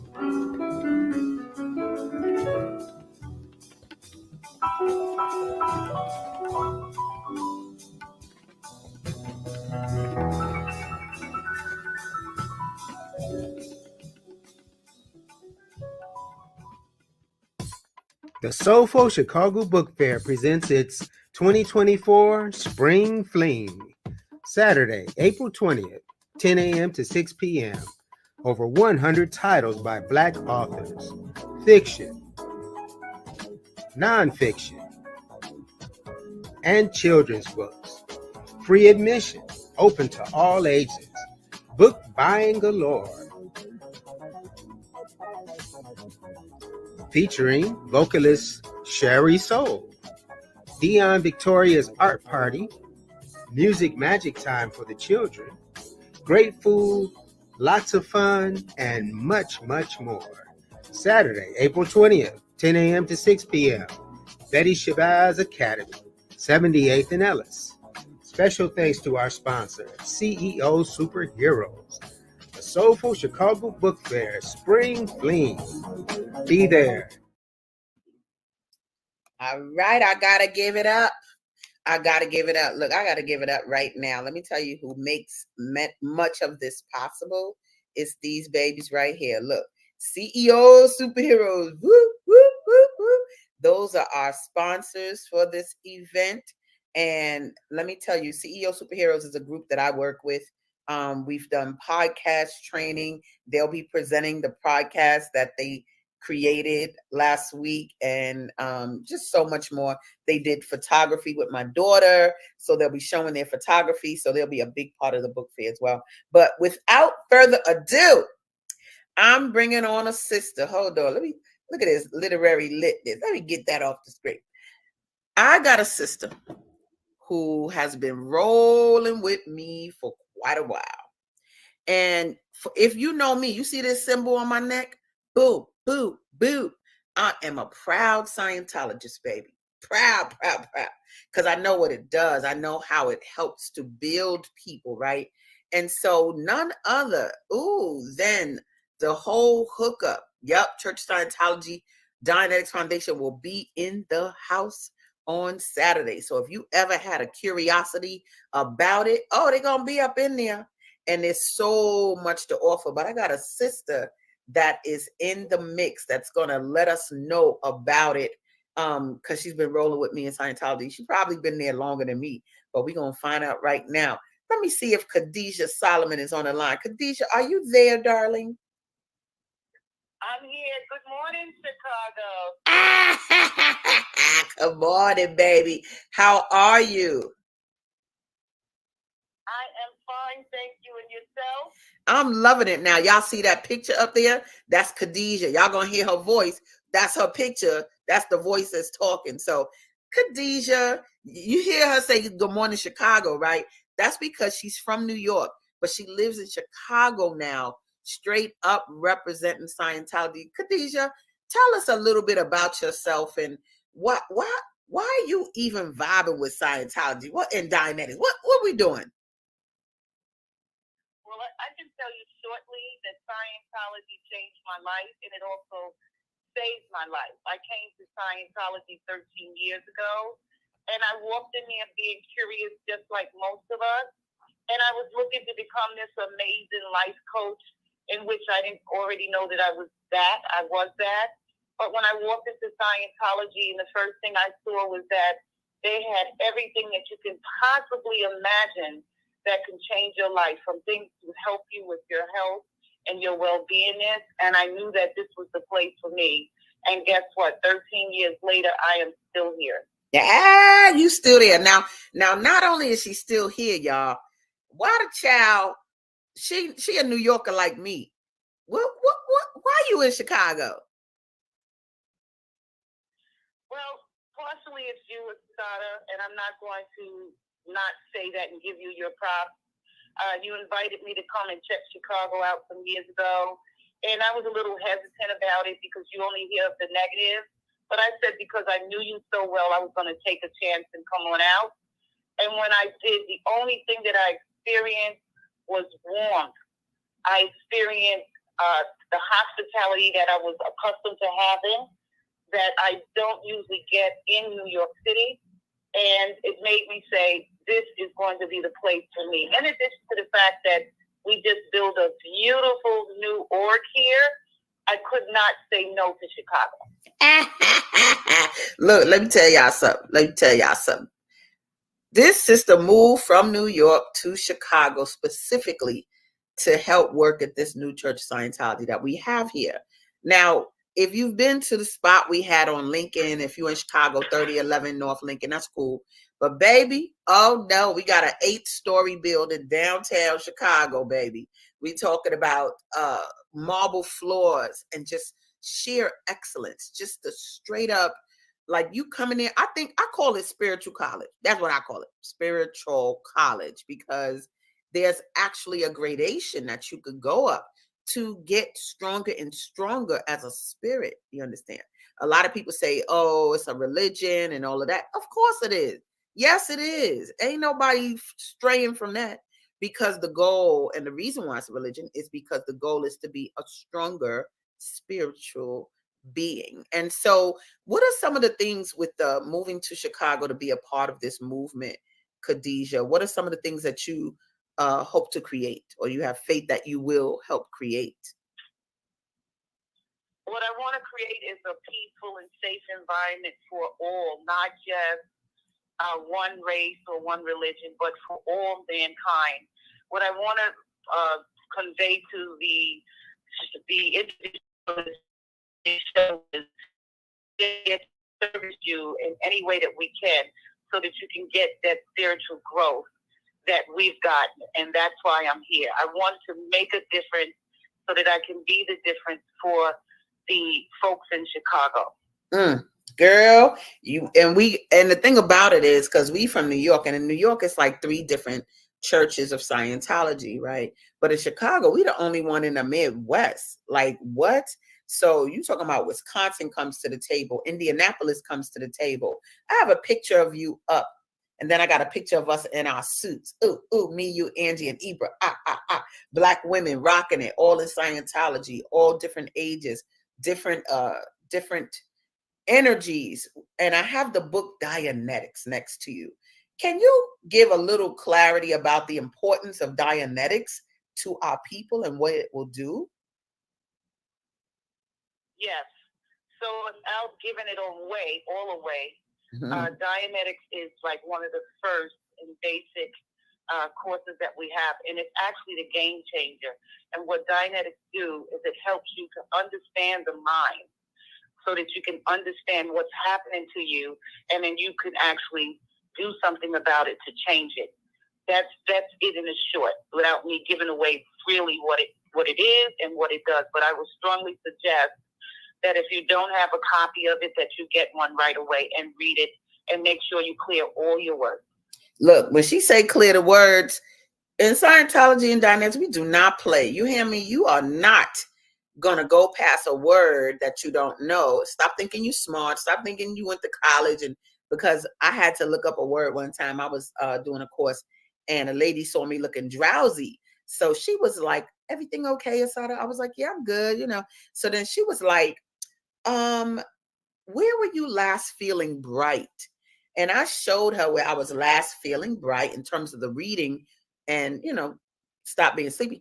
And so she said, she looked at the paragraph before that, and she said, what's that word? And I said, of. And she said, good. What does it mean? I was like, Womp womp. I don't know what no doggone of means. So I had to look it up. And so when Khadijah says, get Dianetics and look up your words, fortunately, and I learned this from Scientology because both of my books have a glossary in the back. My daughter's children's book got a glossary in the back, but there's a glossary in Dianetics that helps you understand words you don't know. Even words that they're not all scientific. Some of them may be or not, but the fact that the glossary is there, Elron knew people may not understand these particular words. And so that book is a game changer because y'all don't understand the stuff that we store in our minds. All of the people telling you weren't anything. You ain't this, you mommy and your father, like just all of these things that can really have a hamper on our self-esteem. It gets handled with this book, Dianetics. Now, let me ask you a question, Khadijah, because I know you have to go soon. What would you say had the biggest impact on you? Because the next slide I'm going to show is them Scientology books, baby. What would have the biggest impact on you? The Dianetics or the Scientology training? Oh, wow. That's a tough one. I'm going to say both, but I'm going to say that the first and basic is the Dianetics. Mm-hmm. And I'm going to say that if you don't know what Scientology is and you've never experienced anything in Scientology, I would say that you should start off with the Dianetics, the book, the seminar, and also come into the org and check out our life improvement courses and our introductory services. But that's what I would suggest and recommend. Let me tell y'all, she hitting you with it. So let me help clear some words real quick. So the word Dianetics, if you yawn since I started, that's because you like, oh, there's that. So Dianetics, basically, when you break down the etymology of the word, you break down the meaning of it, is how the mind affects the body. That's what Dianetics deals with. So you think you got diabetes? You think you got arthritis? You think your back hurt? It's stuff in your mind that is impacting your physical presence, behavior, feelings, and you can actually address those things by reading Dianetics. That's what it does, right? But then Khadijah just said, I'm bringing them up. She just said something about the life improvement courses. Y'all see them courses up there? Khadijah, I got up there. I have effective time management, overcoming financial stress, how to get motivated. Tell me a little bit about which ones of these have you taken on? Which ones of these courses have made the most difference in your life? Oh, I don't know if she's still there.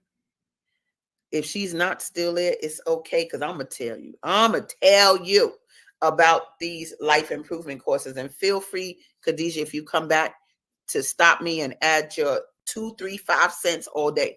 But you guys, I'm really excited about the Church of Scientology being at the Soulful Chicago Book Fair, because it's going to be about you having the ability to get information. Life-changing sounds cliche, but I'm telling you right now, you being able to confront your finances, your money funny, good. They got an overcoming financial stress course. I'm sorry, I didn't realize I had you on mute. Oh, no problem. I had some background noise here. No problem. For me, the courses that stood out for me were personal values and integrity, were the ups and downs course, and of course, Dianetics book course. And then I went on to do student hack and the purification rundown. Those were like the game changers for me. Yo, those courses she just said, and I don't even have them up here, but they are it's like maybe 18 of them or something. But that right here, we're looking at how to get motivated. Successful parenting for tweens and teens. Look, if you have a business, the course Setting and Achieving Your Goals is a beast. I came into Scientology because of business, and I learned some of that technology first before I even got into these things like how to improve relationships with others. Let me tell you something. That doggone, look, how to improve relationships with others. Y'all know me, I'm a nice person, blah, blah, blah. But when I took the personality test, I saw that it was low. I had a low score when it came to my relationship with others. And I was like, what? Not me. But no, there was a part of me that had a low tolerance for people. And so I wasn't that friend that you cry on their shoulder and none of that. I was the friend that is going to help you push through, but sometimes I needed to be more compassionate. And so when I took that course, it helped fix that in me. And so before you leave, Khadijah, what's up with us and Black people? I'm gonna be real frank with this right now because I am into making sure Black people get this knowledge so that we can end the strife in our lives. What do you see with this coursework, these topics, and our people? Okay, so Todd, it's like anything. You got to be willing to put the work in, and that's the bottom line. It's never about money, even though we make it about money, but it's about you being willing to do the work. And if you're willing to do the work and you're curious the slightest bit about what Scientology is and what Dianetics is and what it can do for you in your life, stop being curious and come on in. Stop being curious and come on in. I think, you could see the normalcy in these pictures up here of Khadijah, of myself. Y'all know me, but this technology is so freeing. It really gets you to that point where you feel like you have the ability to control everything in your universe. And so, Khadijah, I know you at work and I'll be there shortly. But I do want to say thank you so much for coming on today and letting our people know, like you said, stop being curious and get up in here, because all Scientology is, and let me break that word down. The word Scientology, when you break it down through its etymology and comes from Greek, it means knowing how to know, or the study of knowing. Okay. And so you're going to learn how to know things, not maybe it's going to happen. No, it's going to happen. Not maybe I'm this or that. No, what you know you are. And so I thank you for coming on today, sis, and being my comrade, boop, boop, boop, boop, and showing people that, hey, sister's going to work it out. Brother's going to work it out. But we're using Scientology and Dianetics to do it. So thank you for being here, my love. I love you so much. Thank you. Have a good day. All right, my love. Peace. So you guys, it's like this. Look at that in there. That was her dolled up. This right here is important to me because some people wonder why I'm able to do the things I do, or what, like that, setting and achieving your goals. I don't do a book fair without doing that. That has the technology in it called an administrative scale. And so I do that so that I cross all T's, dot all I's. A business plan, that's setting and achieving your goals, will eat a business plan. It is so thorough. It's beyond what you could ever think you could write in a business plan. I've actually had people come to me for that training, and I don't do the training. All I do is buy the book. And guess what? These courses like $50. Boop, boop, boop. So yeah, you can come on down. Look, I'll be there later today to 650 South Clark, and just see what the deal is. You can come any day. It's open 7 days a week. But look at these topics. Effective time management. Y'all already know CP time is garbage. I don't do that. This course not only helps you handle time, but it's more. I took it. I didn't think I needed it, but it dealt with so much more. I became a better planning because of that course. And then look at this, how to achieve self-confidence. I made sure my daughter took that before she went to college, because we already know what college could do. Definitely be able to handle them. And like I said, how to improve relationships. There are so many more. But yep, if you want to know, all you got is connect with Asadah and let's make it happen. So I want to say this has been great. Gathering of the Griots today was so informative. And the show goes on this Saturday, April 20th, 10 to 6 p.m. Come on through. I'm going to put the flyer up while we end. And again, hey, be a part of the movement. Be a part of the goodness. I'm doing the work, but y'all come on and add to the fun. Love you much. Peace. And be there next week for Gathering of the Griots, 7 a.m. to 9 a.m. Same place, same bat time, same bat channel. Peace. Enjoy.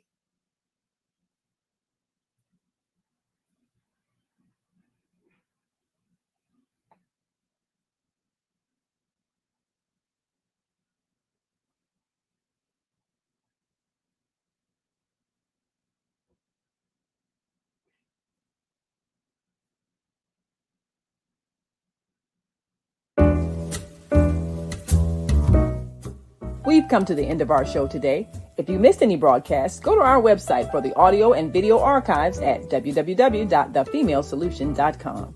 On behalf of our team of radio hosts, I'd like to thank all of you who participated Welcome back in to today's Bookview Now. I'm Jeffrey And to Brown our of the global PBS family joining us NewsHour. We're from all continuing our around the coverage world, of we Book say Expo thank America you. here in To our Chicago. family in And China, I'm joined now Xie xie. by India, well-known author Dhanyavad. Terry Japan, McMillan. arigato. The coming book Korea, in June is I kamsahamnida. Almost Russia, Forgot. spasiba.